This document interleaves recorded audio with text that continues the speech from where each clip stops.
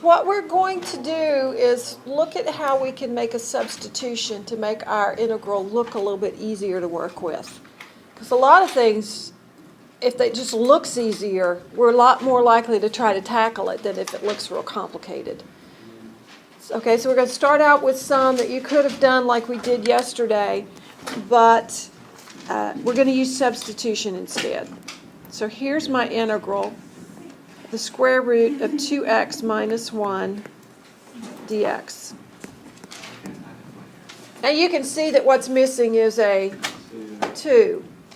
But what I'm going to do is choose a different variable, and I'm going to let u equal 2x minus 1. I don't know if you remember, those of you that I had last year, sometimes we would factor trig functions. And I told you that if it made it easier for you to factor, let x equal sine of theta and plug in x to make it look easier. This is the same idea. All right? So if we know that u is 2x minus 1, what's the derivative of u? 2 dx. Notice I have dx, but I don't have the 2. So I'm going to solve for dx, and we'll have 1/2 du. Kind of the same idea as what we did yesterday.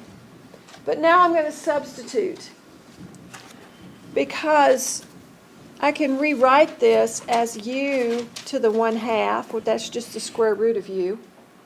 Took care of this part of it. And dx becomes 1/2 du. And while the first problem wasn't difficult to look at, this one's a lot simpler to look at. And if we integrate it, it's just going to be 1/2 times u to the 3/2 times 2/3 plus c.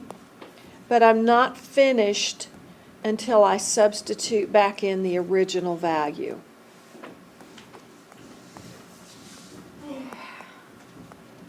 There are a lot of people that I see every year that once they start doing substitution, they always do it. And that's fine if you want to always do substitution.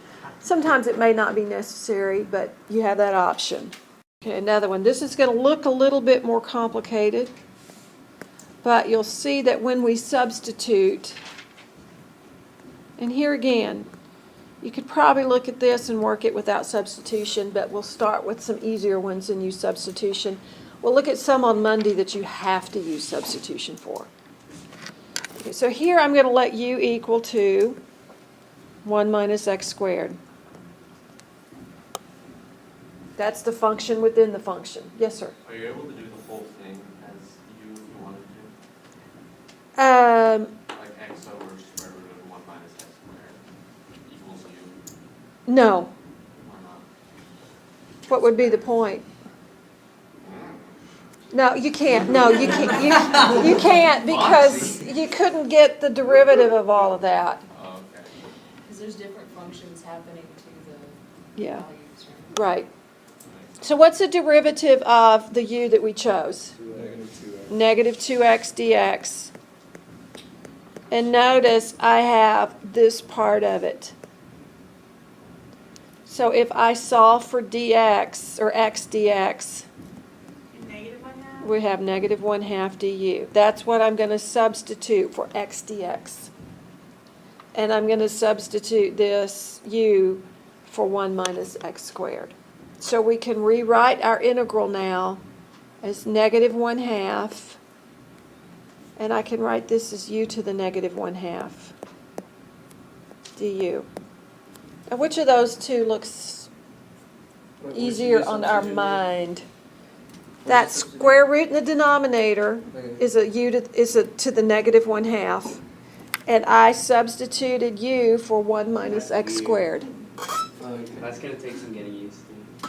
All right, so when we integrate, we'll have u to the 1/2 times 2 plus c, which gives me a negative square root of 1 minus x squared plus c. All right, sine squared of 3x cosine of 3x dx. Now, there's a couple of ways we could use substitution here. But if we're looking at this, what looks to be an inner function? 3x. Well, 3x is an inner function. Anything else? Cosine. The sine of 3x, because that's squared, right? Right. So I'm going to let u equal to the sine of 3x. What do you mean by inner function? It's a chain rule. What's the inner function of, when you have to use the chain rule, you've got an inner function and then an outer function. What is the derivative of the sine of 3x? Cosine. Three cosine 3x. 3 cosine 3x. Okay, I almost have that, dx. I have cosine of 3x dx. So that's what I'm going to solve for. 1/3. So this becomes 1/3 du equals cosine of 3x dx. Now when you're using substitution, you always want to identify your different parts, especially if you want it graded and any kind of partial credit there. So when we rewrite this, it's going to look a whole lot easier. We'll have 1/3. We just put the constant in the front of the integral, Du, right? and it's u squared du. How much easier does that look than the first one? Good bit. So we'll have 1/3 times u cubed over 3.